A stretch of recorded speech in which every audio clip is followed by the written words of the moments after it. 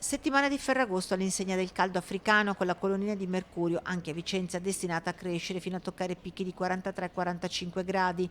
Tra caldo e afa che tolgono il fiato sono già molti anche gli interventi del SUEM a persone in difficoltà. E in questa settimana centrale di agosto, con gran parte delle persone in vacanza, a rischio sono ancora una volta i più fragili, anziani e persone sole.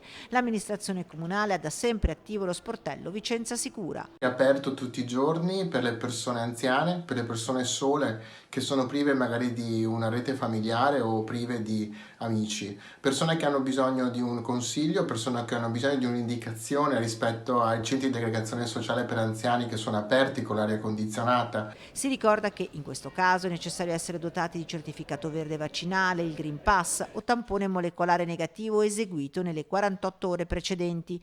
Non solo, chiamando il numero dello sportello allo 0444 22 10 20 sarà possibile attivare alcuni servizi come la spesa a domicilio piuttosto che l'assistenza domiciliare o vedersi portare a casa il pranzo.